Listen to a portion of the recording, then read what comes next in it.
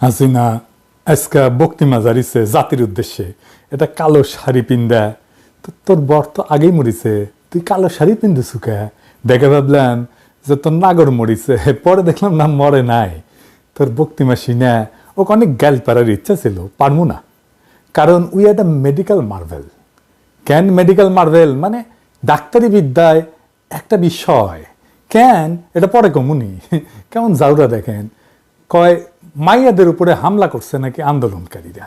শোনেন, মেয়েদের হলে ছাত্রীদের উপর আক্রমণ করা হয়েছে এবং লাঞ্ছিত করা হচ্ছে। মানে ওই কভার চাচ্ছে যে ওর ছাত্রলীগের নেত্রী করে যে থেরাপি দিছে না হাঙ্গারে মাইয়ারা, সেটা তো থেরাপি তো দিছে মাইয়ারা। হ্যাঁ, তাও তো মারেনি, কান ধরে উদ্বাস করেছে আর খুঁটিত বেঁধে থুইছে। এডিটর সাহেব দেখান না,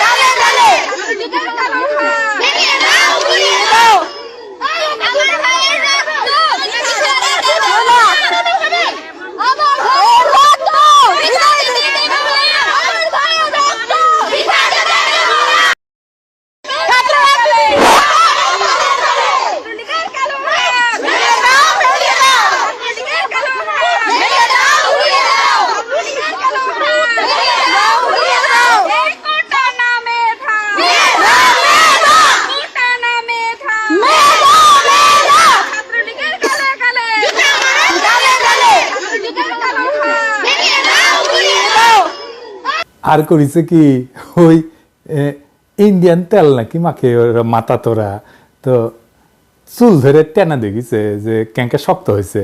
আর তোর কুত্তারা তো হাঙ্গারে মাইয়াদের গায়ে হাত তুলিছে, শুধু হাত তোলে নাই, রক্তাক্ত করিছে। তো হাঙ্গারে মাইয়াদের হাতে তুলে দেবো, ওই বাহিনীর হাতে তুলে দেবো। এডিটর সাহেব দেখান কাদের কাদের আমরা চিহ্নিত করছি, এক এক করে দেখান। দেখেছেন? দেখেন, দেখেছেন? দেখেন, দেখেন, দেখেছেন? দেখেন, দেখেছেন? দেখেন, দেখেছেন? দেখেন।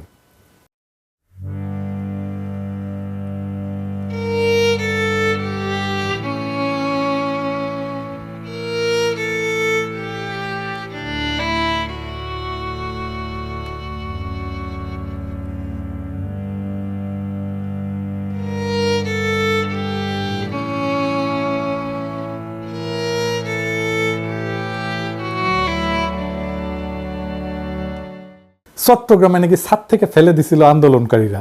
চট্টগ্রামে সন্ত্রাসীরা বহুতল ভবনের ছাদ থেকে ছাত্রদের হত্যার উদ্দেশ্যে নির্মমভাবে নিচে ছুঁড়ে ফেলে দিয়েছে। ছাত্রলীগ ফেলে দিছে আন্দোলনকারীদেরকে। আর এই যে দেখেন নাম্বার প্লেট গাড়ি দিয়া চট্টগ্রামে অস্ত্র সাপ্লাই দিচ্ছে।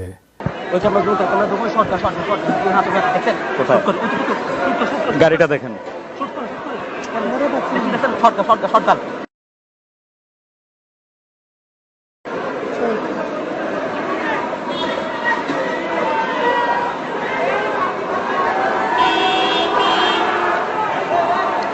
একটি গাড়ি মূলত বারবার এগিয়ে যাওয়ার চেষ্টা করছে এবং গাড়ি থেকে আমরা দেখছি ব্যাগ নামানো হচ্ছে, বেশ কিছু ব্যাগ এই গাড়ি থেকে নামানো হচ্ছে, এমনটি আমরা দেখছি।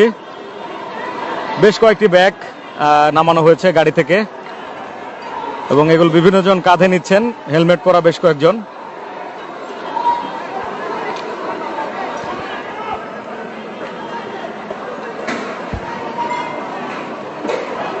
উই আসলে মানুষ না, ওইটা ডাইনি, একটা রাক্ষসী। কয় অ্যাম্বুলেন্সে নাকি হামলা চালাইছে। সাধারণ পথচারী, দোকানিদের আক্রমণ, এমনকি রোগীবাহী অ্যাম্বুলেন্স চলাচলে বাধা প্রদান করা হয়। তো দেখেন তো জাহাঙ্গীরনগর বিশ্ববিদ্যালয়ের শিক্ষক কি কয় অ্যাম্বুলেন্সে কারা হামলা চালাইছে, কারা নির্দয়ভাবে ছাত্রদের উপরে হামলা করছে। পুরো পুলিশরা শিক্ষার্থীদের সাথে ব্যবহার করছে সেটা মানুষের পর্যায়ে ৭১ সালে এই ব্যবহার হয়েছে কিনা আমরা জানি না।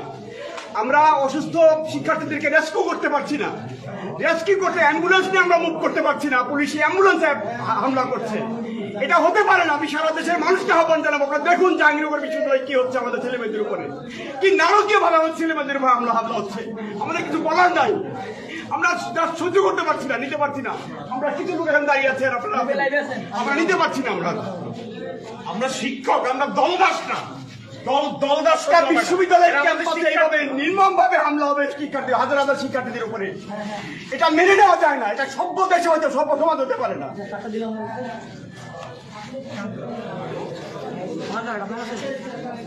100 জন শুটার আনিছিল ছাত্রলীগ জাহাঙ্গীরনগর ইউনিভার্সিটিতে। ছাত্রলীগের পোলাপান আগেই প্রকাশ্যে গণহত্যার হুমকি দিছে। দেখেছেন কারা শিক্ষকদের উপর হামলা করেছে? তোর তো গোয়া দিয়া রক্ত পড়ে, তুই মুখে রক্ত উঠে মরবি, উল্টা দিক দিয়ে রক্ত উঠবি। দুনিয়াতে ওই মুজিবের ঔরসে জন্ম নিছে সত্য, কিন্তু মুজিবের মালের লগে কুত্তা, শুয়োর, শেয়াল, শকুন সবগুলোর মাল মিশে একটা বিচিত্র ককটেল বানানো হয়েছিল ওকে জন্ম দেওয়ার জন্য। তাছাড়া এমন একটা পিস দুনিয়াতে আপনি দুইটা খুঁজে পাবেন না। উই কয় যে উচ্চ আদালতের রায় হতাশ হবে না আন্দোলনকারীরা। শুনেন, সর্বোচ্চ আদালতের রায় আসা পর্যন্ত ধৈর্য ধরে অপেক্ষা করার জন্য আমি সকলকে বিশেষভাবে অনুরোধ জানাচ্ছি, তাদের হতাশ হতে হবে না। তুই কেমনে জানলো কি রায় আসবে? শুনেন, আমার বিশ্বাস আমাদের ছাত্র সমাজ উচ্চ আদালত থেকে ন্যায় বিচারই পাবে। তার মানে ওই জানে কি রায় আসবে, কোটা থাকবে, হামলাকারীরা ছাড়া পাবে না। এখন কয় হতাশ হবে না। তো আদালতে যদি মীমাংসা হয় তাহলে কেমনে সে বলে কোটা থাকবে, তাই না? আর কেমনে বলে আন্দোলনকারীরা হতাশ হবে না? কোটা যদি থাকেই তাহলে 2018 সালে কেন বলছিল কোটা থাকবে না? এটার সাফাই আবার পরে নিজেই দিছিল, কইছিল যে আমি বিরক্ত হয়ে কইছিলাম কোটা থাকবে না। বিরক্ত হইয়া কোনো রাষ্ট্রীয় সিদ্ধান্ত নেওয়া যায় না, শপথ পাঠ করতে হয় যে অনুরাগ বা বিরাগের বশবর্তী হয়ে কোনো সিদ্ধান্ত নেব না। ওই কি দেশের রাজা যে বিরক্ত হয়ে সিদ্ধান্ত নেয়? এখন আদালতে এই রায় হয় স্থগিত করবে বা বাতিল করবে, তাহলে সমস্যা মিটবে না? মিটবে না। কেন মিটবে না আসেন সেটা দেখি। কারণ ওই প্রশ্নপত্র দিয়ে দিবে পিএসসি সদস্য কারা? আওয়ামী লীগের লোকেরা। ইজতিমাম বলেছিল না রিটেনে টেকো আমরা দেখবো। এই প্রশাসন দিয়াই তো পাতানো নির্বাচন করে, আমার কথা না।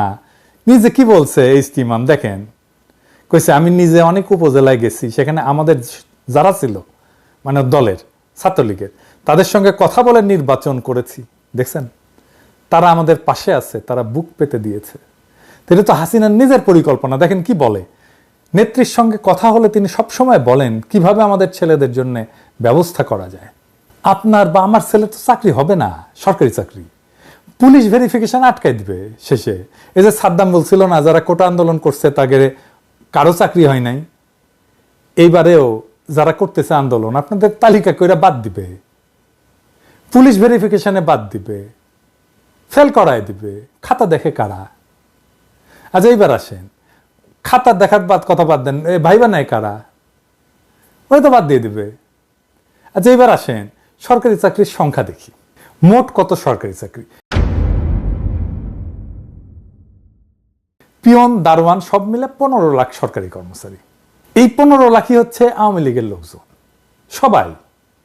এর দু একজন হয়তো এদিক সেদিক যাইতে পারে, এটা ব্যতিক্রম। প্রত্যেক বছর পিয়ন দারোয়ান সহ নিয়োগ হয় কত? 70,000। এই যে 70,000 দেখেন, মানে গত 5 বছরে যদি 3.5 লাখ নিয়োগ হয় তাহলে মানে 70,000 বছরে। তাহলে ধরেন মুক্তিযুদ্ধের পোষ্য কোটা যদি বাদ দেওয়া হয় তাহলে বাদ যাবে কত? 30%। তার মানে 21,000 চাকরির সুযোগ বাড়বে আপনাদের জন্য। এটা হাসিনার লাগবে তো, এই চাকরিটা হাসিনার লাগবে। সরকারি চাকরিটা কেন লাগবে সেটা তো দেখলেন, ওরা নির্বাচন করে দেয়। যাই হোক, এই 21,000 খুব বেশি চাকরি না, তাও ধরলাম যে পাইলেও এটা সরকারি চাকরিগুলো নিয়ে যাচ্ছে হাসিনার দলের লোক। এই যে পুলিশ মারতেছে সবগুলো তো ছাত্রলীগ। আর্মিতে প্রমোশন হয় না আওয়ামী লীগ পরিবারের না হইলে। কোটা তো একবার ব্যবহার করা হয় না, চাকরির সময় ব্যবহার করা হয়, প্রমোশনের সময় ব্যবহার করা হয়। তো সরকারি চাকরি নিয়ে গেল হাসিনা, আর বেসরকারি চাকরি কে নিল? মোদি। সেগুলো তো আরো বেশি বেতনের চাকরি। $10 বিলিয়ন নিয়ে যায় প্রত্যেক বছর ইন্ডিয়ানরা। এই টাকায় মাসে গড়ে $1,000 বেতন যদি দেওয়া হয়, $1,000 মানে কত এখন আমি জানি না, 1,30,000 টাকার মতো হবে হয়তো মাসে। এইরকম 1,30,000 টাকা বেতনের চাকরি আপনি কতগুলো পাইতেন জানেন? 8.5 লক্ষ চাকরি দেওয়া যেত, বাংলাদেশের কোনো বেকার থাকতো না। হিসাবটা দেখেন। কোটা শুধু মুক্তিযোদ্ধা কোটা না, ভারতের কোটাও তো আছে, তাই না? আছে না? ওই যে আওয়ামী লীগের মধ্যে ভারতের এমপি ক্যান্ডিডেট থাকে, যে শুনেন শেখ হাসিনাকে বলো আমি শেখ হাসিনার প্রার্থী, এটা তোমাকে মনে রাখতে হবে। আমি ভারতের প্রার্থী, তোমাকে এটা মনে রাখতে হবে। আমি এখানে হারার জন্য আসিনি। তো এখন আমাদের করণীয় কি? এখন তো কাঁঠাল রানী তার বিডিআর, র্যাব, পুলিশ, ডিবি এই দিয়া হোস্টেলগুলো, হলগুলো ফাঁকা করে দিছে, তাই না? এই আন্দোলন এখন জনতার আন্দোলনের রূপ নিচ্ছে। দেখেন রিক্সাওয়ালা ভয় ভেঙ্গা কি বলে।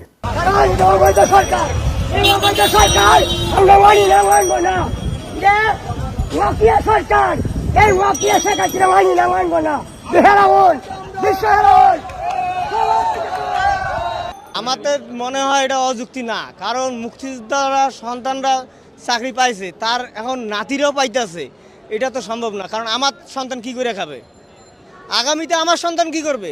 আমার সন্তানের তো প্রাপ্য আছে, মেধাবী যখন হবে তখন আমার সন্তানের তো একটা সরকারি চাকরিজীবী আশা থাকে। বা আমি যে রিক্সা চালায়া আমার সন্তানক এত কষ্ট করে মানুষ করে মেধাবী ছাত্র বানায়া যদি তার চাকরি না হয়, সেও যদি রিক্সা চালায়, তাহলে এই শিক্ষার কোনো প্রয়োজনই নেই আমাদের দেশে।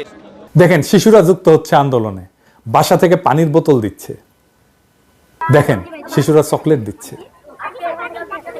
নারীরা, ছাত্ররা কিভাবে কমিটমেন্ট নিয়ে মাসে নামতেছে, কিভাবে আর্গু করতেছে, দেখেন নারীরা কিভাবে আর্গু করে। সবাই কোটার পুলিশ, সবাই কোটার পুলিশ। আমি আপনার বিশ্ববিদ্যালয়ে জানতে পারি, এক্সকিউজ মি, আমি আপনার আপনি কি বাবা ঢাকা বিশ্ববিদ্যালয়ে পড়তেন? আপনি ঢাকা বিশ্ববিদ্যালয়ে পড়তেন? ভাই আমার দিকে তাকান ভাই, কত অফিসে আপনার লজ্জা লাগে না ভাই? ছেলে মেয়েগুলোর দিকে তাকান তো, কোনো লজ্জা লাগে না? কালকে খাইছি মায়ের, আজকে যাতে মাইন না খাই, বুকে দিকে ধাক্কা না খাই, বুঝেন এগুলা? আপনারা কি পড়াশোনা করেন? মানে দূর থেকে লাগিতে পারি না, আমার পুরো মুখে দিতে আর আমার তুদের মধ্যে বাড়ি বাসা। আজকে আমি চাচ্ছি ধারে কাছে সেরকম করে হাতাতে করি, এই জন্য নিয়ে বোতলে কি গুলো আসলে? মরিচের গুঁড়া। বাবাকে বলে আসছি আজকে যদি মরে যায় আমার রাষ্ট্র থেকে রাস্তা থেকে কেউ না তুলে। আমরা ঢাবি স্টুডেন্ট ভাবে মার খেয়েছি, আমাদের ভাইদের যেভাবে মেরেছে, আমি নিজেও ইনজুরিতে আছি, আমি তারপর আজকে আন্দোলনে আসছি। আমরা কিন্তু মানে দমে যাই না, এটা জাস্ট বোঝানোর জন্য যে ইনজুরি থেকে যে উঠে আসছি। যে দেখেন এলাকাবাসীর সাথে কিভাবে যুক্তি দিচ্ছে, বলতেছে আপনার সন্তানের ভবিষ্যৎ আমার হাতে। আপনার মেয়ে 10 বছর পর জব পাবে না, আপনি তখন কি বলবেন? বলেন, জবাব দেন। তাহলে আপনারা আমাকে দেখাচ্ছেন আপনার বাসা এখানে, কিন্তু আপনার বাসা এখানে, কিন্তু আপনার ছেলের ভবিষ্যৎ আমার কাছে। আমি হারলে আপনার ছেলের ভবিষ্যৎ হেরে যাবে। আপনি কেন আমাকে দেখাচ্ছেন আপনার বাসা এখানে? আপনি আমাকে সাহায্য করবেন। হ্যাঁ, আপাতত দৃষ্টিতে আপনার কষ্ট হচ্ছে, কিন্তু সামগ্রিক বিষয় পরিচালনা করলে আপনি যদি 10 বছর 100 বছরের কথা চিন্তা করেন, তাহলে আপনার পুরো পরিবারের দায়িত্ব আমার কাছে এখন। আপনার ভাইয়ের ছেলে, আপনার নিজের ছেলে, আপনার নিজের মেয়ে, আপনার আত্মীয় স্বজনের ছেলে মেয়ের দায়িত্ব আমার কাছে। আমি হেরে গেলে তারা হেরে যাবে, এটা মাথায় রাখেন। আপনার ছেলের বয়স এখন হয়তো 5, এখন হয়তো 10, কিন্তু সে আর 10 বছর পর তার বয়স 20 হবে, তখন সে ভার্সিটিতে চান্স পাবে না কোটার জন্য। তখন আপনি হাই হাই করবেন যে কি করলাম, আমার ছেলে কেন জব পায় না। বাবারা দেখেন কি হতাশার কথা বলতেছে। রাজাকার কথাটা শোনার পরে বলতেছে 7.5 কোটি মানুষ আমরা মুক্তিযুদ্ধ করে স্বাধীন করছি, রাজাকার কয় % ছিল? আমি বিবেরিয়া থেকে আসছি, আমি বিবেরিয়া যাবো, আমি বিবেরিয়া যাবো, এখন তো গাড়ি বন্ধ। আমি তো এখন রাজাকারের সন্তান, আমি তো রাজাকার। আমি ঢাকা বিশ্ববিদ্যালয়ে লেখাপড়া করছি, আমার মেয়ে বিশ্ববিদ্যালয়ে লেখাপড়া করে, আমার ছেলে ও বিশ্ববিদ্যালয়ে লেখাপড়া, আমার ছেলে বিশ্ববিদ্যালয়ে লেখাপড়া করে। 7.5 কোটি বাঙালি এই দেশের দেশ স্বাধীন করছে, 7.5 কোটি বাঙালি, 1% রাজাকার ছিল না। এখন আমরা কি করে সবাই রাজাকার হয়ে গেলাম এই দেশে? কি এটা কি আমরা কি মগের মূল্যকে বসবাস করি নাকি মানুষের দেশে বসবাস করি? আবার দেখেন বাবারা রাস্তায় নামছে, সব বাবাদের ডাকতেছে। দেখেন আমার সন্তান এখানে আছে, আমিও আছি, আপনার বাবাদেরকে ডাকবেন, সন্তান আজকে থেকে এইভাবে রাস্তায় নেমে আসবেন, মুরব্বীরা রাস্তায় নেমে আসবেন, সন্ত্রাসী সংগঠন ছাত্রলীগ আর বাকশালীদের আপনাদের এলাকা থেকে উৎখাত করবেন, জয় বাংলা করে দেবেন। ঠিক যেভাবে শিক্ষা প্রতিষ্ঠান থেকে উৎখাত করা হয়েছে, ছাত্ররা যদি বিশ্ববিদ্যালয় থেকে নিজের শহরে বা গ্রামে ফিরে যান, সেইখানে প্রতিরোধ গড়ে তুলবেন। আমরা আমাদের লড়াই জারি রাখবো, রাস্তায়, অলিতে গলিতে, পাড়ায় মহল্লায়, গ্রামে শহরে, বন্দরে গঞ্জে, পাহাড়ে, মাঠে খামারে। আমরা কখনো পরাজিত হব না। প্রত্যেক ঘর হয়ে উঠবে আমাদের দুর্গ, আর আমাদের পদযাত্রায় একের পর এক এলাকা আমরা শত্রুমুক্ত করব। বাংলাদেশের পবিত্র মাটি থেকে অভিশপ্ত আওয়ামী লীগের শেষ চিহ্ন মুছে ফেলবো। খেয়াল রাখবেন, মুক্তাঞ্চলে যেন হাসিনার দল শুধু না, তার বাপের যেন কোনো চিহ্ন না থাকে। হাসিনার প্রভু মোদি যেন জানে কি বিপুল ঘৃণা হাসিনার প্রতি মানুষের। হাসিনারে যে সমস্ত পশ্চিমা শক্তি, আন্তর্জাতিক শক্তি তার সাথে কথা বলতে আসবে, ইভেন সমর্থন করা তো দূরের কথা, তাদেরকে আমরা প্রশ্ন করব, হিটলারের সাথে কি আপনি ডিল করতেন? মুসোলিনির সাথে ডিল করতেন? কোন নৈতিকতা একজন ফ্যাসিস্টের সাথে আপনারা ডিল করেন? হাসিনা কি করতেছে, হাসিনা দলের লোকেরা কি করতেছে আপনারা দেখেন না? জানেন না? দেখতেছেন না বসে? এখন লজ্জা লাগে না আপনাদের? আপনাদের সাথে আগামীর বাংলাদেশ ডিল করবে? গতকালের ভিডিওতে আমি আহ্বান জানাইছিলাম মাদ্রাসার ছাত্রদের, হাটহাজারী মাদ্রাসার ছাত্ররা আন্দোলনে নামছে, দেখেন।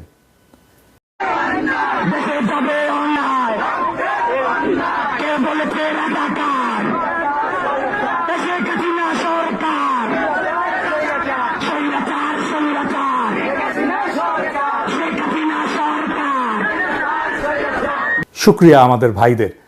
আমি রিকশাওয়ালাদের বলছিলাম, আপনারা তো দেখলেন কি নির্ভয়ে তারা কথা বলতেছে। আগামীকাল আপনারা আপনার শহরে রিকশা মিছিল করবেন আধা ঘন্টার, ছাত্রদের সাথে সংহতি জানায়।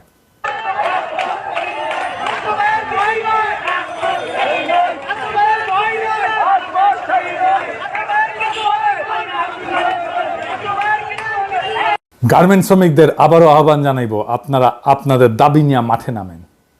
আর একটা দলকে বলবো, বলা হয় নাই, আপনাদের অনেকেই আপনাদের সমস্ত সারা জীবনের সঞ্চয় নিয়ে শেয়ার মার্কেটে বিনিয়োগ করছিলেন, আর দরবেশ বাবা খাইয়া দিছে পুরাটা।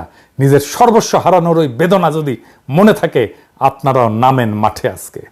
হাসিনা বিজিবি নামাইছে, বাংলাদেশের অভিশপ্ত বাহিনী যারা বাংলাদেশের দেশপ্রেমিক সেনা অফিসারদেরকে মারছিল আর বাংলাদেশে ভারতের দাসত্ব শুরু করছিল, তাদেরকে নামাইছে। পুরা পিলখানা তুলে ইন্ডিয়াতে পুশব্যাক করে দেব মোদির চালা। আপনারা বিজেপিকে দেখলেই বলবেন খুনি, জল্লাদ, অভিশপ্ত। দেখেন বিজেপি কিভাবে পিছু হটছে।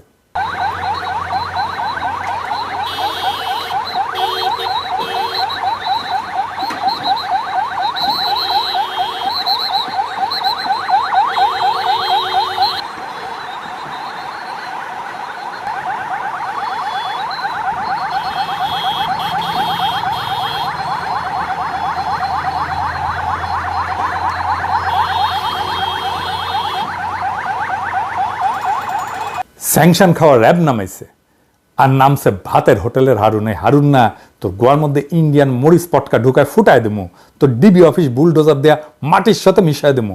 কইছি ব্যারাকে থাকবো, ব্যারাকে থাকবো, ব্যারাকের বাইরে এক পাও ফেলবো না। দেখেন ক্যাঙ্কা করে প্রতিরোধের মুখে পালায়।